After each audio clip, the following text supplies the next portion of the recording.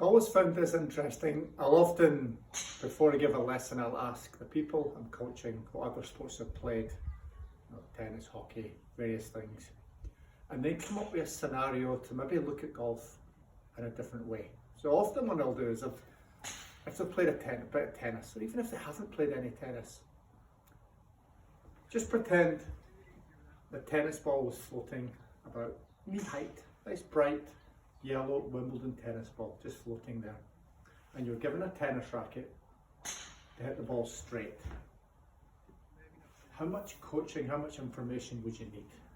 Another way to put it, could it just leave you alone to play and hit it straight?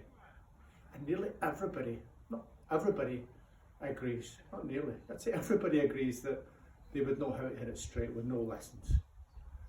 And that's the same when I ask people to hit hockey shots straight. I remember once we went on the golf course with hockey sticks and golf balls, and again, everybody knew what to do.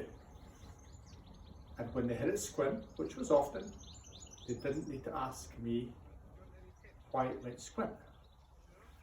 Cricket's a sport I never played, but again, stationary cricket ball, give me a cricket bat, I'd have a sense of what to do. I'd know how to hit it straight, and I know when I mishit it, it would be kind of learning to develop from it. So why isn't golf the same for most people? Why doesn't it, when we just give you these amazingly well-designed golf clubs that have evolved over hundreds of years, they're perfect for the job, why can't we just leave people alone? I'm going to count myself out of that and just work out how to hit it straight. I coach people, and this was probably my experience, I bent the ball to the right unintentionally for 15 years.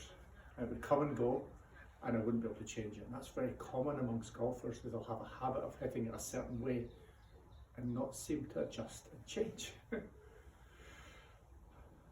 My only response, my only understanding of this, it must be that all these other rackets are really obvious how to use them. It's a flat-faced bat. We don't have 14 of them.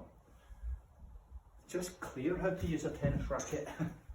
I know the feedback is super clear. And there is one other thing. When you pick a tennis racket up or a cricket bat up, hockey stick, you automatically pay attention to the stick or the racket and the ball. I just wouldn't want to pay attention to my feet or keeping my head still.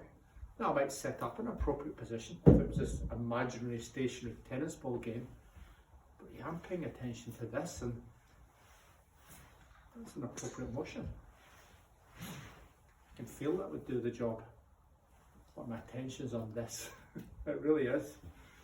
We then have these little rackets, and with the culture telling you to keep your head still, keep your eye on the ball, turn your shoulders, transfer your weight. Don't transfer your weight. Your attention's dragged away from these rackets. They're definitely not as obvious how they work. So my first big piece of advice is, can you get clarity how these things work? Understanding that the ball first and the ground afterwards create backspin.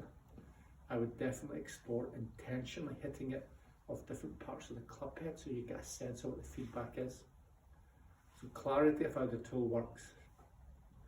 Then can you practice paying attention to it as you swing? Can you practice feeling it?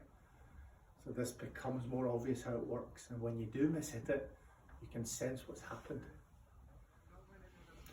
So that's the only way I can kind of see and make sense of this, is that when you pick a tennis racket up, squash racket, snooker cue, obvious how you work, and you concentrate on the right things. Golf is then being clouded by all this stuff and all the information, and undoubtedly how unclear it is how these amazing tools actually work. Perfectly designed for the job, but not obvious. So can you get on a journey of making it more obvious, making it clearer? Good luck with that. Let me know how you get on. Always great to hear feedback.